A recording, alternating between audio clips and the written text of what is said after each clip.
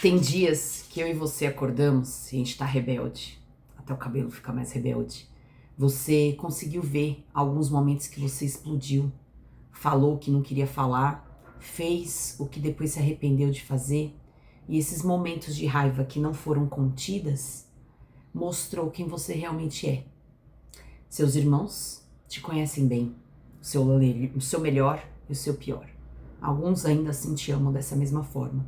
Para os seus amigos, para a sociedade, para os vizinhos, talvez você use algumas máscaras. Essa máscara, por muito tempo usada, dói para ser tirada. O braço cansa de segurar. É um véu que, quando abre, dói até os olhos, porque você vai ver o que você nunca quis ver e guardou para dentro do tapete. Explodir não é normal, falar alto não é normal, mas você não consegue se conter no autodomínio porque você não sabe de onde veio. E às vezes veio daqueles 5 minutos chorando no berço, daqueles 5 minutos que você ficou com a fralda molhada, daqueles 5 minutos que você ficou com raiva porque queria comer, mas a mamadeira não chegava. Pode ter sido por 5 minutos que alguém te bateu e você não pôde revidar, afinal você era criança, foi humilhada por um professor, um amiguinho da escola, você esqueceu. A sua mente deu um jeito de você esquecer esse sofrimento. Você não lembra direito da infância, né? Que foram onde suas emoções nasceram. Agora, ultimamente, tá vindo os desenhos do Divertidamente para mostrar essas 5 emoções para as crianças começarem a aprender a dar nome para essas emoções e se entender melhor, porque a gente mesmo não se entendia. A gente passou por raiva, injustiça, humilhação e não sabia o nome disso. Chorou, chorou, chorou e alguém falou: fica quieto, vai pro seu quarto, para de chorar, engole esse choro, para de fazer barulho, eu tô assistindo televisão aqui. Meus amigos, a gente ficou sem se entender lá atrás. E hoje a gente explode ou implode, né? Os pequenos, eles trazem bastante emoções, são espíritos grandes dentro de corpos pequenos. Nós não estamos muito ligando para as crianças, mas eles já são adultos ali dentro. Eles estão procurando amor, dando um jeito de serem amados, queridos. Eles querem beijo, abraço. Ao menor sinal que eu vejo uma criança e eu consigo encostar nela, no Brasil a gente consegue, fora parece que é crime, mas quando eu consigo acalentar uma criança, dar um beijo, um abraço, as crianças aqui do prédio vivem falando tia, tia, e eles querem o abraço, porque às vezes não tem isso em casa. Eu, como fui professora, a gente sabe muito bem, professores podem se movimentar aqui, que quando a criança tem um problema na escola, um problema de doença, a gente sabe que o problema não está na criança, está nos pais. A criança fica doente quando os pais estão em desarmonia. A criança reflete as nossas mazelas. Eu vejo às vezes um leve mau humor na Maria Júlia, eu vejo às vezes uma preguiça, às vezes eu vejo uma raiva dela contida, por qualquer coisa que possa acontecer, uma sugestão, uma crítica. E olha, esses repentes que eu vejo na minha filha, ocorre comigo e com o marido também. E aí eles vão mostrando nesse espelho quem eles são. Tem crianças que contam que foram arrebentadas pelos pais por causa de um Danone. E esses pais que arrebentaram as crianças por causa do Danone também foram arrebentados. Talvez por uma colher de açúcar a mais na farinha quando foram comer. Então, o que nós recebemos, nós passamos a dar copiando padrões. Neste momento, não dá mais para olhar de vitimismo e ficar com raiva do pai e da mãe, tá bom? Que deixou você na fralda, ou 5 minutos no berço, ou realmente você foi abandonado e rejeitado, ficou sem banho, ficou com banho frio, foi açoitado, enfim. Neste momento, não dá mais para olhar com vitimismo e raiva. Esse momento é a hora da cura, é a hora de você olhar para essa história, saber que ela pertence a você, que no seu livre-arbítrio você pediu essas moedas de troca para crescer, e a pergunta é o que você vai fazer com o que fizeram com você. Pega uma xícara de café, se for de dia, talvez se você prefere chá, né, por causa da cafeína, e vamos celebrar esse momento seu comigo, tá bom?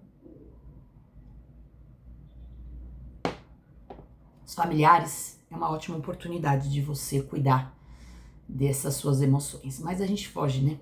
A gente cresce, ó, dá um jeito de sair fora da casa dos pais, pra não ter que olhar essa competição com irmãos que foi injusta às vezes, para não ter que olhar para essa inveja entre irmãos. E isso vai começar a aparecer lá fora também, nos relacionamentos. Você tem ciúmes da menina, da mulher, tinha ciúmes da sua mãe. Você tem ciúmes do homem, na verdade, é inseguranças de perder o seu pai. A figura masculina no relacionamento e a feminina também. Nós vamos colocando espelhos na vida sem perceber. Catarses, percepções, projeções. Você já ouviu falar dessas palavras? A gente precisa conhecer para se conhecer melhor e ir desvendando esse mistério que é a gente mesmo. Muita gente me pergunta, Graziela, então tá, você fica falando do autoconhecimento, como é que eu faço esse mergulho para dentro? É no silêncio, é no casulo, é no momento seu com você mesmo. Quem sou eu? Nesses momentos, o que me faz ter raiva, o que me faz chorar, ou observando no dia a dia. Pega um dia, em um dia você já vai observar, você vai ter bastante material para recolher. Aquilo me deixou com raiva, eu consegui me conter, né? Não gritei, mas eu fiquei com raiva naquele momento do trânsito, que alguém me ultrapassou e iniciou uma competição na sua cabeça, né? Que às vezes a pessoa tá indo parir um filho ou tá com uma mãe no hospital, a gente não sabe o que tá se passando dentro daquele carro. Mas você entra, fica bravinho quando alguém te ultrapassa no trânsito, né? Olha que coisa pequena. Alguém tá mais alto, com um salto que tá doendo o pé e você se sente menosprezado porque a pessoa é mais alta. Alguém tá com uma roupa apertada, ficou sem comer, precisa mostrar o corpo para ser amado e você se coloca para baixo porque a pessoa tá mais bonita do que você. Alguém posta alguma felicidade na rede social e você já, na comparação, se coloca para baixo, porque você já fazia isso com seus irmãos. E você se sente mal também, porque o outro tá melhor do que você naquele momento instagramável, que ninguém publica a parte ruim, a parte lixo que todos nós temos. Você grita em quais momentos? Em quais momentos faz você chorar? Em que situações de críticas, sugestões, feedbacks você fica pistola? O que o cliente fala, ou o funcionário, o chefe, o amigo, o melhor amigo ou o namorado faz com você, que deixa você triste? Será que isso não pode começar a desvendar em você uma dependência emocional, um relacionamento tóxico de você mesmo? Porque todo narcisista é codependente e todo codependente tem um pouquinho de narcisismo também. Senão não atrairia esse tipo de relacionamento. Você fica triste com você mesmo e fala, por que será que eu sou assim? Mas eu sou assim, mas será que eu posso mudar? Entrou a luz. Entrou a luz na sua treva e é a hora que você começa a mudar. Porque você se viu e essa já é metade do caminho. Porque das próximas você já vai começar a se controlar. Eu, por exemplo, uma mulher muito forte, com esse timbre de voz, desenvolvi um yang bem firme. Talvez por forças que eu entendi mentalmente que eu precisava desenvolver. Talvez por uma legião de mulheres fortes da minha família, que são mais matriarcas. Enfim, desenvolvi, sou mais yang que yin. Luto para ter esse equilíbrio do yin dentro de mim, que é o sentir, o acolher, o receber, o permitir. Porque a gente ou ama demais ou não sabe receber amor. Ou cuida demais ou não sabe receber cuidado. Essa raiva, essas emoções que a gente está falando, é de você com você mesmo às vezes. Você se trata com raiva. Você se impõe a ter que usar aquela maquiagem e ir para aquela festa, com aquele vestido curto e com aquele sapato que dói. E às vezes seu corpo não está querendo isso, mas você não se ouve. Tem que. E isso é tratar-se com raiva, você não acha? Não vai adiantar mais revolução. A gente vai ter que entrar em evolução. E evoluir é ultrapassar-se, é melhorar-se, porque você se sente mais em paz sendo uma pessoa melhor. Porque do jeito que tá, nem você se aguenta. Você sabe suas mazelas, mas não é para ir pro fundo do poço, do calabouço e falar eu mereço, e chicote, e confissão, e minha culpa, minha tão grande culpa, não. Não é esse nível de hertz que eu quero para você. Quero que você se olhe, e isso vai doer. Você vai talvez até chorar, e homem pode chorar, mas esse canal é mais para mulheres, enfim.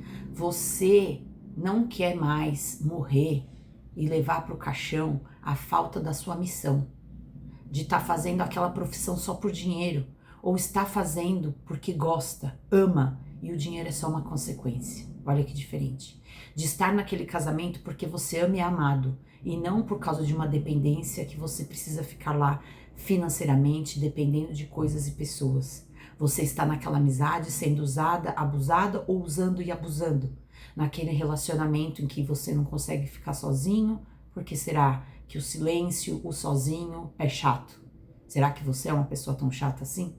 Afinal, ir no cinema sozinho não é aliviante? A ponto de você querer comer o que quiser e assistir o filme que quiser sem dividir essa opção com outras pessoas? E ao mesmo tempo é muito bom socializar. Mas a pessoa que socializa o tempo todo e precisa de pessoas em volta não tá querendo se ouvir. E ao mesmo tempo a pessoa que vive no casulo, vive meditando, vive para dentro de casa e também não sai para se experimentar no mundo, ela também está na fuga. Aquela pessoa que vive na religião, igreja, igreja, igreja, mas não resolve o problema em casa e nem no trabalho, não faz dinheiro, tá com o corpo ruim, tá na espiritualidade, ela está em fuga também. Espiritualidade não é pertencer a uma religião e conhecer a Deus. Espiritualidade é desenvolver a sua mediunidade, conexão. Essa mediunidade pelo chakra você pode receber o Espírito Santo, seus guias e mentores, boas mensagens e insights o tempo todo.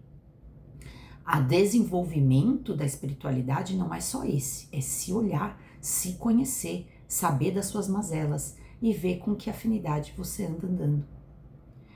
E esses dons, eles vão vindo porque você percebeu que não dá mais para existir do jeitinho brasileiro. Não dá mais para maquiar esse lixo, esse pó que a gente jogou e deixou para ver depois. Não deixa para o final da vida para ver isso, porque você não vai ter corpo para se experimentar. Não deixa para o final da vida para ver isso, porque você não vai ter dente mais para falar. Não deixa para o final da vida para fazer isso obrigatoriamente, porque vai doer na cama de hospital. Então, se não for pelos outros, que seja por você. Se não for por você, que seja por seus filhos. Se não for pelos seus filhos, que seja pela sua eternidade nesse caixão, que vai fazer você pensar bastante sobre suas ações ou omissões. E de pouquinho em pouquinho, você vai se descobrindo aqui. Por que será que você se interessa por esse tipo de vídeo? Por que será que nesse momento você não está jogando, assistindo um jogo ou se distraindo com outras coisas? Por que será que você sente a necessidade agora de ir para dentro? Será que é pelo amor ou é pelo sofrimento? Um beijo para vocês e até o próximo vídeo. Tchau, tchau.